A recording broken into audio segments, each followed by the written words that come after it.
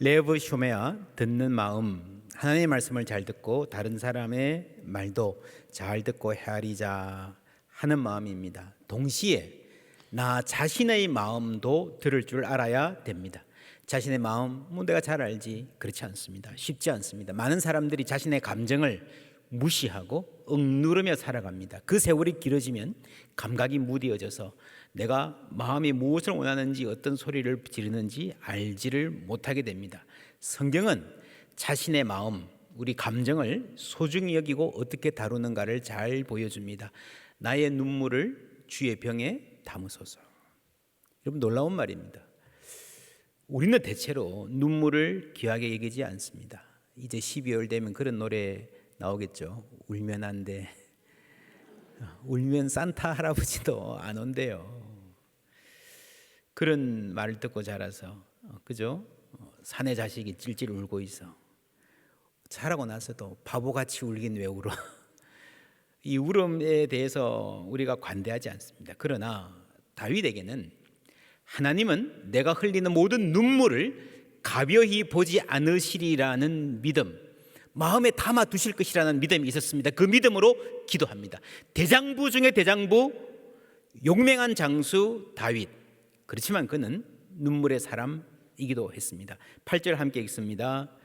나의 유리함을 주께서 계수하셨사오니 나의 눈물을 주의 병에 담으소서. 이것이 주의 책에 기록되지 아니하였나이까.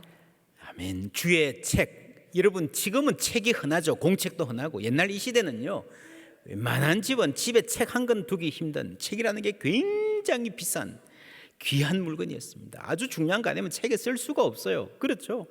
그런데 나의 눈물을 하나님, 나의 방황함을 책에 기록하셨다. 하나님이 그만큼 우리를 소중하게, 우리의 감정을 소중하게 보신다는 겁니다. 나의 방황함을, 유리함을 주께서 카운트하시고 다 목록에 적어 놓으셨다는 말입니다. 멀쩡한 집 놓아두고 집에 못 들어가는 신세, 사울의 칼날에 쫓기다가 광야로 떠돌다가 마침내 갈 데가 없어가지고요, 적국 블레셋에게까지 가서 몸을 의탁해야 했습니다. 얼마나 기가 막힙니까? 여러분, 당시 사람들은요, 대부분 한 번 태어나면 대부분 그 동네에 쭉 살았습니다.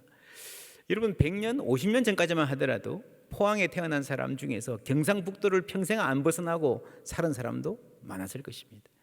이 수천 년 전에. 여러분, 그래서 사람들은요, 대부분 서로를 잘 압니다. 어릴 때, 고등학교 때 무슨 일이 있었고, 결혼하고 나서 가정에 어떤 풍파를 겪었고, 한참 열심히 일해야 할 때 몸이 아파서 고생해서 저렇게 형편이 어려워졌고, 이런 내력을 다 알기 때문에 웬만한 것은 다 이해합니다. 방황하는 사람들은, 스쳐 지나가는 사람이기 때문에 그렇게 알아주고 이해해줄 사람들이 없습니다. 어떤 가정은 가족을 소개하려면 한참 얘기해야 되고 집안의 부끄러운 과거를 말하지 않을 수 없는 그런 가정도 있을 것입니다. 다윗은 블레셋 사람에게까지 피난가서 살았습니다. 목숨을 부지하기 위해서. 이거는 정말 설명하기 힘든 것입니다. 그렇지 않습니까? 민족의 정죄를 배신한 사람으로 몰아세워도 할 말이 없습니다. 더구나 다윗에게는 작정하고 비난해야 되는 사람들이 있었습니다. 그들이 종일 내 말을 곡해하며, 곡해는 트위스트, 비튼다는 말이에요. 나를 치는 그들의 모든 생각은 사악이라. 이런 말을 비튼다 무슨 말입니까? 여기서 여기까지 쭉 가야 되는데 이걸 중간에 비틀어버리면요, 정반대의 말로 들릴 수 있다는 겁니다. 사람들의 말을 왜곡해서 전하고 그걸로 공격하는. 여러분, 그럼 어떻게 합니까? 말 조심하면 되지. 맞습니다. 말 조심해야 되죠. 그런데 여러분, 그게요, 쌓이면 억압이 되는 거예요. 어떤 사람들은 친구가 저녁 식사하자 했는데 굉장히 중요한 일이 있어서 힘든데도요, 노라고 말 못해요. 좋아 그럽니다. 왜요? 실망할까 봐.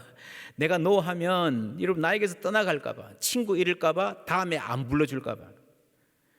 심지어 어떤 분은요, 굉장히 섬세하고 착한 성격이에요. 힘들어서 정신과 치료를 받으러 갔습니다.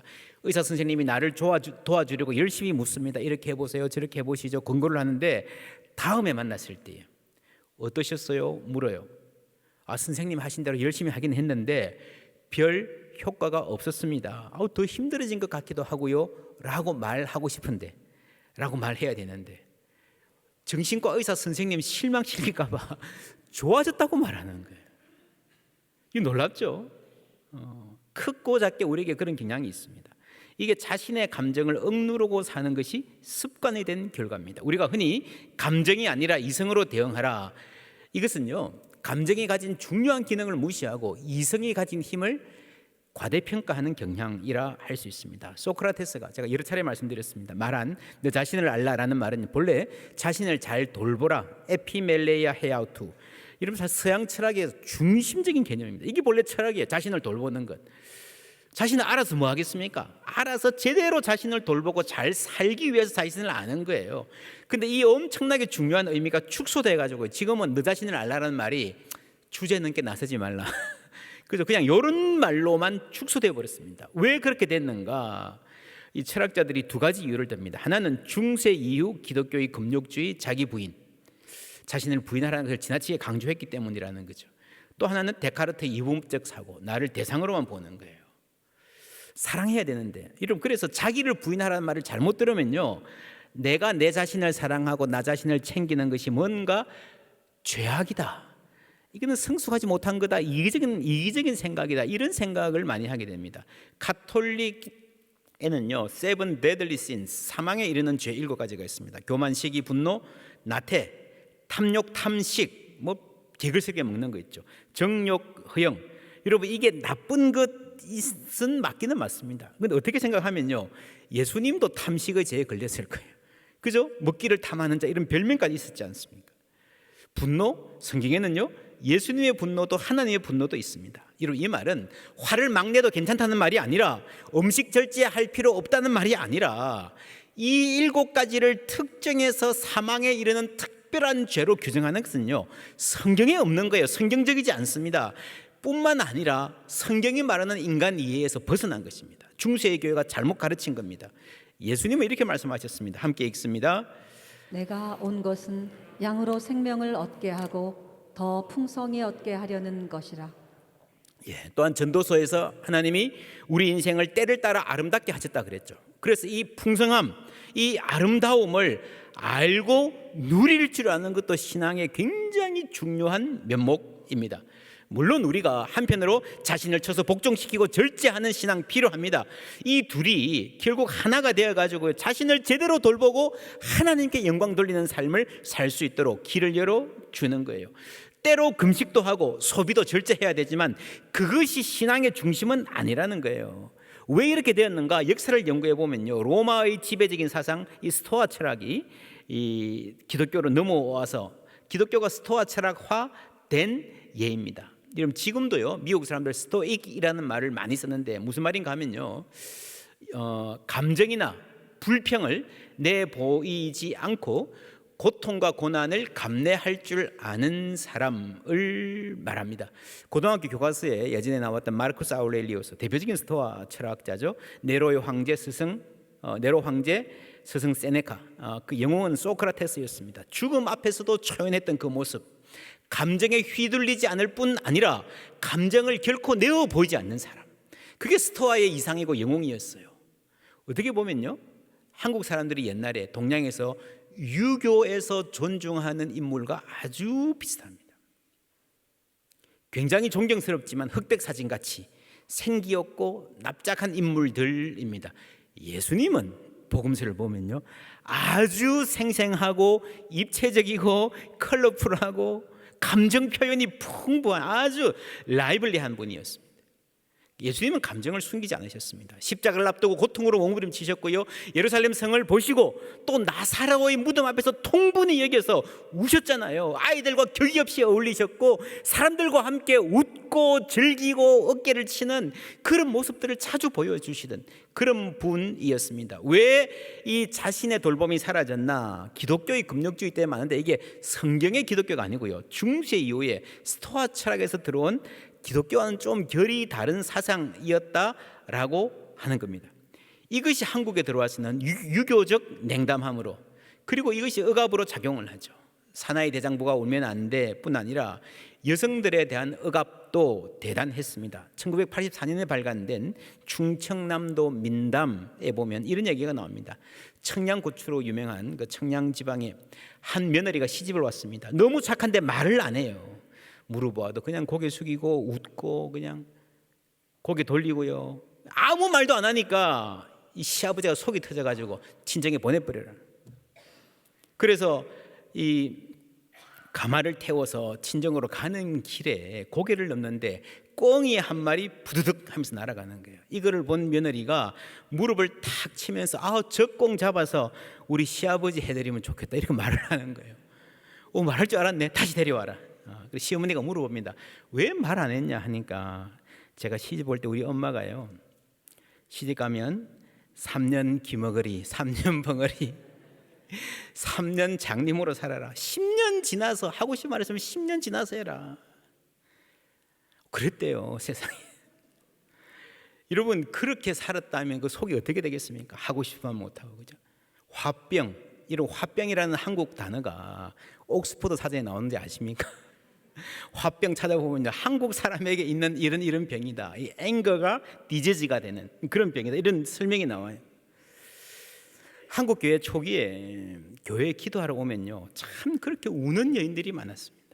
울 데가 없었던 분들이 그 모진 시집살이 가운데에 어떤 집은 남편이 속썩이고요, 어떤 집은 자녀가 애먹이고요, 울 데를 찾았습니다. 그게 교회였습니다. 여러분, 그 삶에 어디도 내 말 들어줄 데가 없고 어디에서도 울 데가 없는데 하나님 앞에서 울 수 있었던가만 해도요, 정말 엄청난 특권인 겁니다. 그래서 많은 분들이 속상해서 울다가 기도하다가 은혜 받는 거예요. 내 감정을 만져주시는 하나님, 내 기도 들어주시는 하나님 깊이 만나는 거예요. 제가 살면서 어른들에게 들었던 말씀 중에서 가장 가슴 아픈 말은요, 옛날 할머니들이 그런 말을 해요. 남편 복 없는 여자가 자식 복도 없다더니.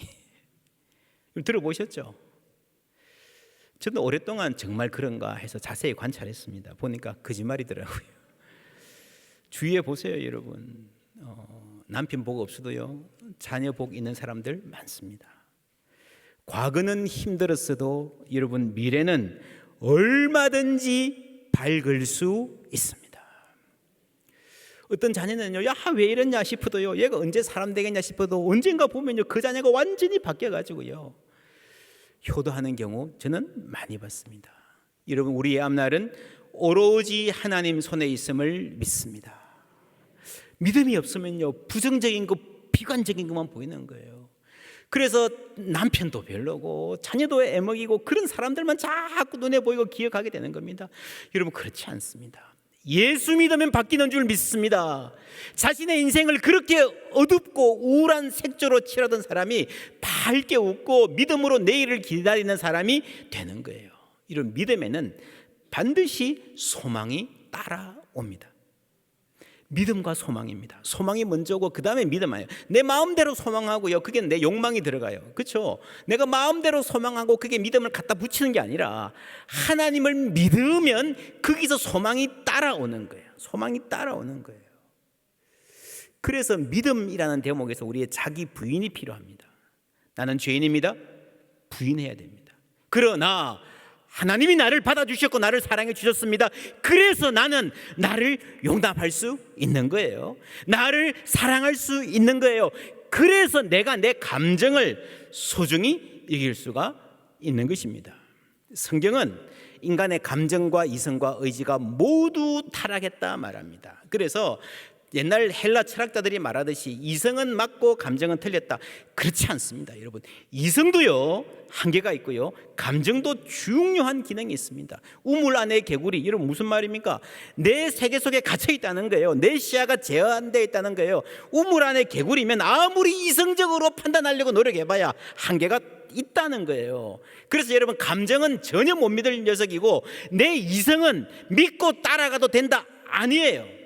잘못된 생각 때문에, 잘못된 이론 때문에 파괴적인 감정이 들 때도 있습니다. 우리가 커뮤니케이션을 의사소통 이러는데요, 이 의가 뭡니까? 뜻의, 생각사, 내 생각을 전달하는 것이 소통이라고 생각합니다. 아니에요. 여러분, 소통은요, 의사소통만으로는 안 됩니다. 머리로는 이해를 했는데 기분은 나빠. 그렇죠? 내가 무슨 말인지 이해는 하겠는데 반박은 못 하겠는데 내 마음은 안 움직여요. 소용없어요. 그게 문제예요. 가정의 문제도 그래요. 여러분, 그래서 부부 사이에 대화를 하든지 아이들하고 이야기할 때도요, 내가 논리적으로 잘 설득해서 내 의사를 충분히 전달하면 문제가 해결될 거라 천만입니다. 결코 그렇지 않습니다. 두려워하는 아이들에게 야, 이거 두려워할 필요가 없어, 왜 두려워할 필요가 없는지 조목조목 설명해도요, 그 두려움 좀처럼 안 없어집니다. 의사소통이 필요하지만 그것은 소통의 일부임을 알아야 됩니다. 감정도 통해야 됩니다. 그러기 위해서는요, 타인의 감정을 알아야 되는데 먼저 내 감정을 알아야 됩니다. 대부분 사람들이 내 감정을 모르면 다른 사람의 감정도 헤아릴 수가 없습니다. 여러분, 지난주부터 감정 카드 사랑방별로 해보셨죠? 여러분, 이 듣는 마음에는 늘 내 감정을 헤아리는 방법이 포함됩니다. 그래야 나를 사랑할 수 있어요. 감성지능이란 말 들어보셨습니까? 1990년에 예일대학의 심리학자 피터 셀러베이와 메이어가 개발한 이론인데, 사람들이 누가 행복하게 사는가, 누가 성공하고 잘 사는가 따져보니까요, IQ보다 훨씬 중요한 게 EQ더라. 이모셔널 인텔리전스, 감성지능, 감성지수, 그렇게 말하죠. 이 감성지능이 뭔가, 다니엘 골먼이라는 학자가 네 가지를 말합니다. 자기 감정 인식, 자기 감정 조절, 사회적 인지, 대인관계의 관리. 보세요, 뒤에 두 개. 우리가 사회적으로 대인관계가 좋은 사람 되고 싶다, 그래야 성공한다라는 말은 아는데, 그 기초가 뭔가 하면요, 내 감정을 조절할 줄 아는 거예요. 그거보다 더 기초가 뭔가 하면요, 내 감정을 인식하는 겁니다. 내가 지금 화가 나 있구나, 내가 좀 실망해 있구나, 내가 지금 좀 위험한 상태구나. 그걸 알아야 내 감정을 다스릴 수 있습니다. 여러분, 내 감정을 알고 다스릴 수 있는 사람이 타인의 감정도 이해하고 배려할 수 있는 거예요. 그래서 여러분, 인간관계가 안 좋은 사람들은 대부분 스스로의 감정을 잘 모릅니다. 다스린다는 말이 무엇입니까? 우리가 창세기 하면서 잘 공부했습니다. 성경에서는 다스린다라는 게요, 지 맘대로 하는 게 아니고 돌보고 존중하고, 그러나 방치하지 않고 통제권을 갖고 잘 인도하는 것입니다.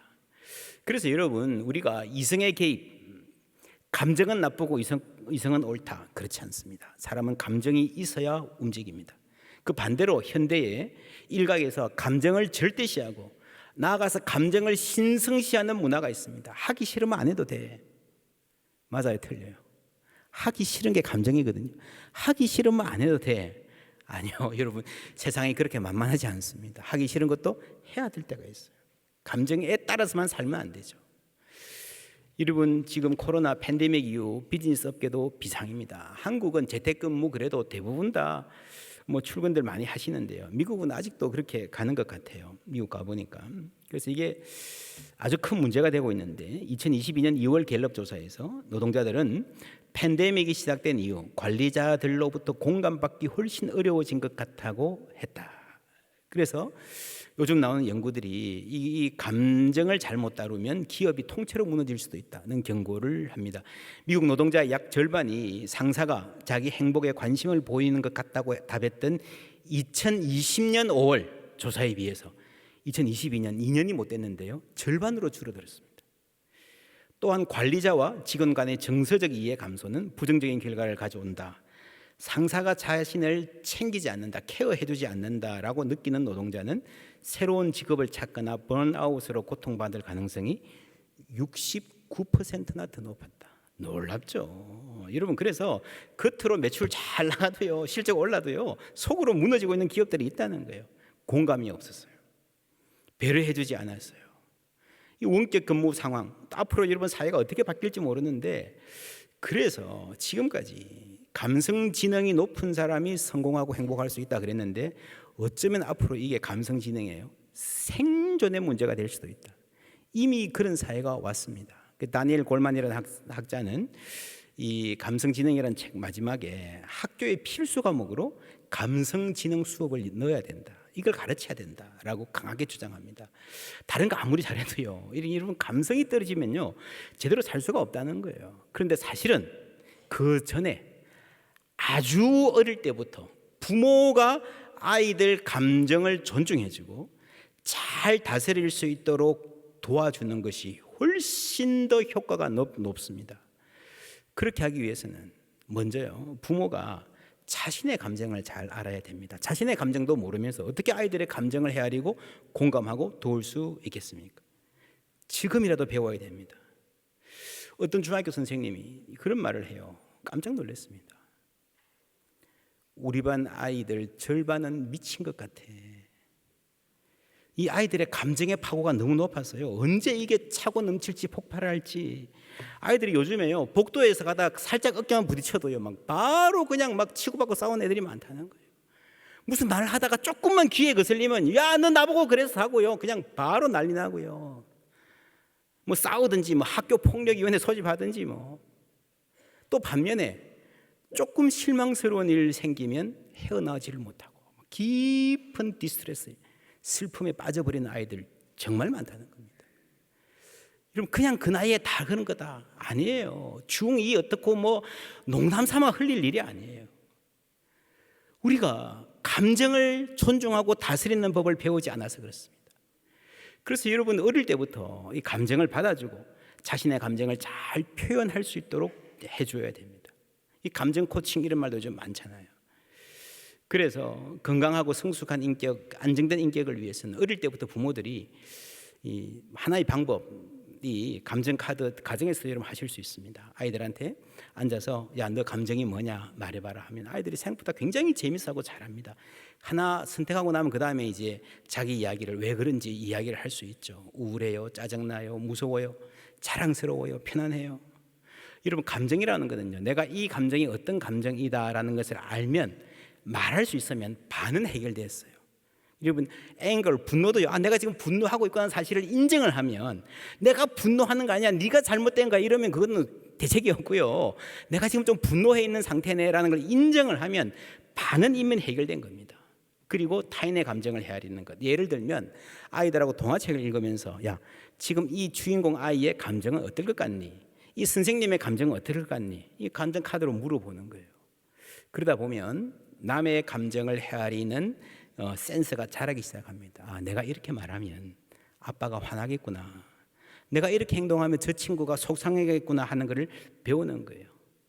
이 어른들이요, 자기는 막 슬픈 일 생기면 막 며칠을 잠 못 자고 막 그대 전화해봐라 그러고 막 밥도 잘 안 먹고 그러면서요, 꼬마들한테는 야, 잊어버리라, 네가 뭐 걱정이니 그럽니다. 아이들이 몸이 작으니까 감정도 작을 거라고 생각하지 마십시오.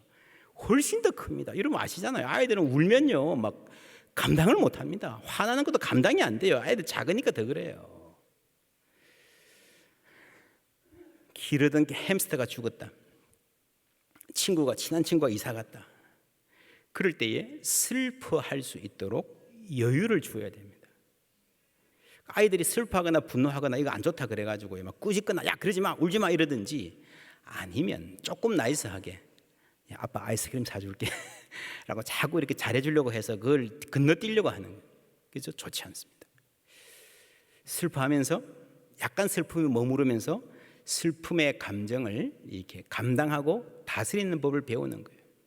그러면서 자라면서 자신이 좀 더 큰 일을 당해도 넘어갈 수 있는, 자기가 소화하고 성장의 기회로 삼을 수 있는 능력이 생기는 겁니다. 반대로 감정을 너무 부모가 개입하는 것도 안 좋고요, 마음대로 하도록 내버려 두어도 안 됩니다. 들어주고 공감해주고 그러면서 아이들이 성장해 가는 겁니다. 인사이드 아웃이라는 애니메이션 영화가 있습니다. 주인공 초등학생 라일리라는 애가 멀리 이사를 갔습니다. 새 학교에 적응하는 게 쉽지 않습니다. 막 실수도 하고 놀림도 당하고 막 걱정이 너무 많아요. 이 영화는 이 아이의 내면의 감정을 하나하나 소개하면서 감정끼리 막 티격태격하고 서로 막 그냥 지내고 하는 걸 보여줍니다. 5가지 대표적인 감정: 기쁨, 슬픔, 버럭, 화, 앵거입니다. 앵거. 까칠, 소심, 이게 한 사람한테 다 있는데 뭐가 이렇게 나가는가가 중요한 거예요.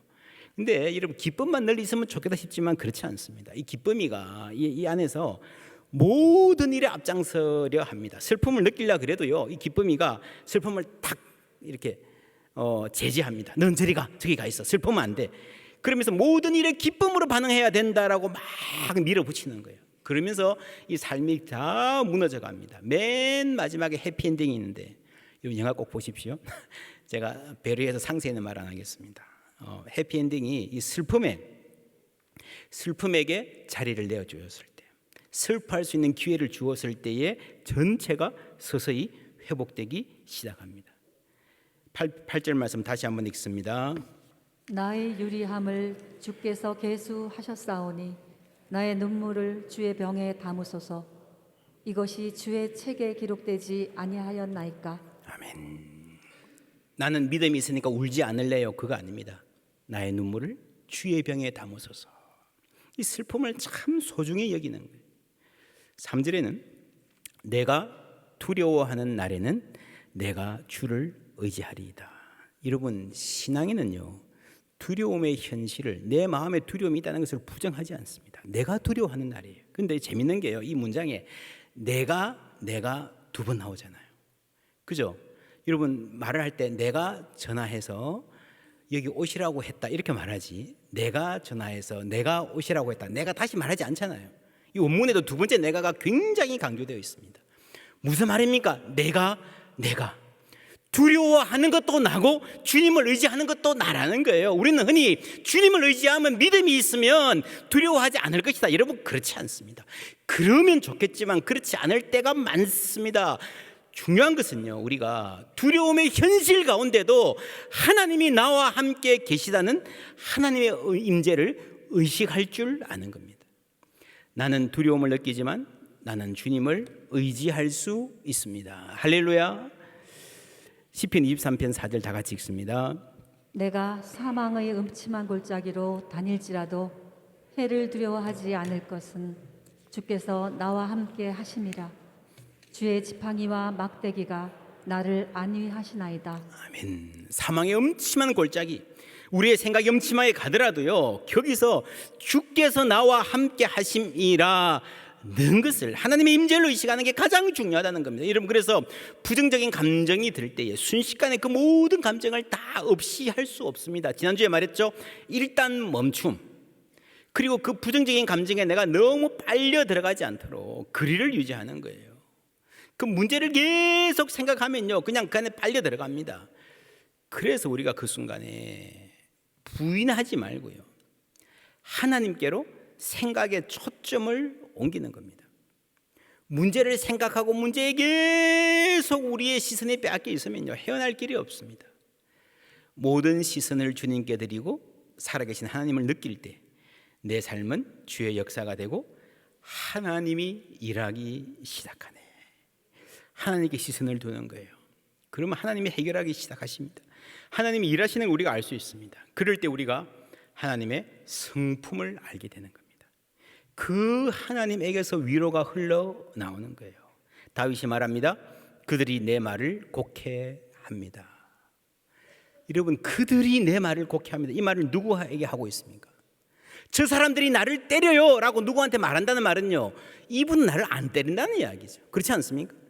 사람들이 다 내 말을 곡해해도요, 내 말을 곡해하지 않을 분, 내 말을 제대로 내 마음을 알아들어 주실 분, 그분에게 말씀하는 거예요. 누굽니까? 하나님이신 거예요. 우리말에 개떡같이 말해도 찰떡같이 알아들어라 이런 말들 하지만 여러분, 그렇게 쉽지 않습니다. 이게. 세상은 그렇지 않습니다. 제가 찾아보니까 심지어 이런 책도 있더라고요. 개떡같이 말하면 개떡같이 알아듣습니다. 이게 뭐 결국엔 말 잘하자, 예쁘게 말하자 이런 책인데요, 사실은 찰떡같이 말해도 개떡같이 알아듣는 사람 많습니다. 그렇죠? 그러나 하나님은 내 말이 부족해도, 내 표현이 모자라고 엉성해도, 오해의 여지가 많은 사람이라도, 내가 내 사정 제대로 말하지 못해도 하나님은 찰떡같이 알아들으시는 줄 믿습니다. 목회자는요, 다양한 사람들을 대상으로 많은 말을 하며 살아갑니다. 이게 감사하고 신나는 일이지만 한편으로는 힘든 일입니다. 십자가입니다. 저의 목회 여정에도 오해하고 곡해하고 말을 비틀고 속단하여 함부로 말하는 사람들 때문에 힘들 때가 있었습니다. 겉으로는 태연한 미소를 지으면서 말의 칼, 판단의 칼을 휘두르는 사람들, 너무 아픕니다. 고통스럽습니다. 그러나 때로 하나님이 위로해 주십니다. 하나님의 때에 위로의 음성으로 다가오시는 거예요. 그 깊은 위로는 경험해 본 사람만이 알 것입니다. 그러니까 목회를 할 수 있는 거예요. 어떤 목회자도요, 살아계신 하나님이 시시때때로 위로해 주지 않으면 이 일을 계속할 수 없을 거라고 저는 생각합니다. 여러분의 삶도 마찬가지일 거예요.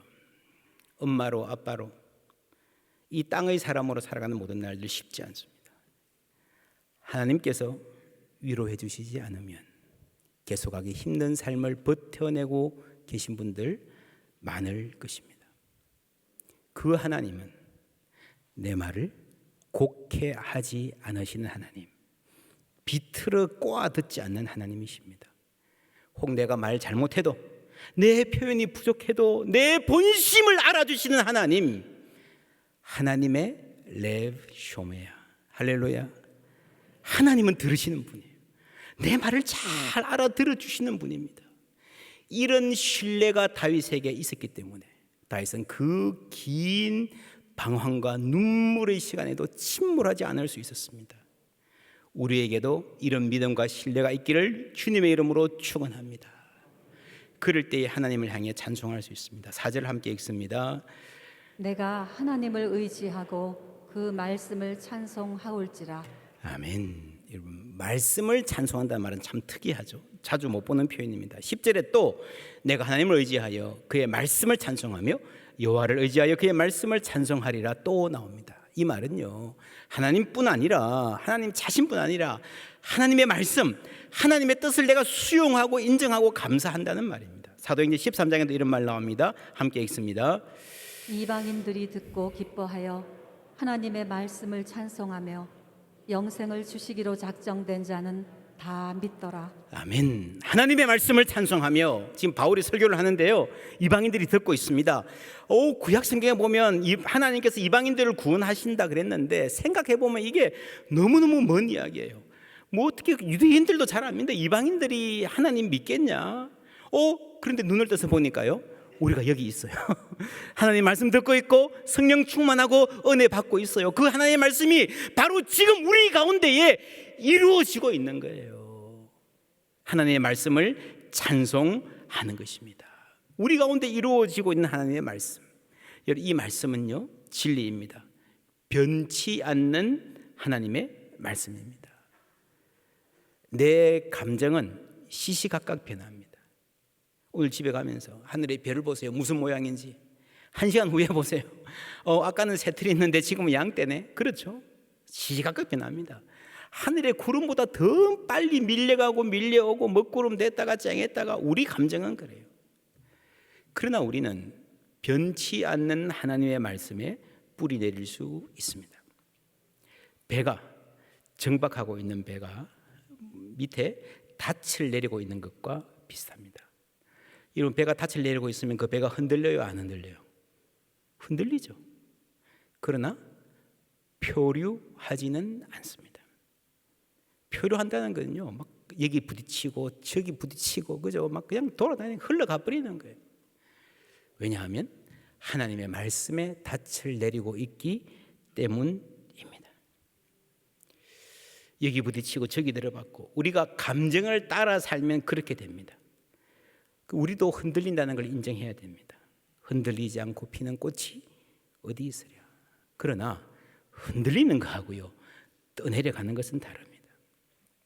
인사이드 아웃 이 영화에서 5가지 감정, 이 아이의 감정이에요. 라일리 초등학생. 근데 이 아이의 감정은요, 각자가 굉장히 많이 다릅니다. 기쁨은 아주 발랄하고 슬픔은 아주 침울하고 어둡습니다. 그리고 목소리 톤 자체가 하늘과 땅 차이예요.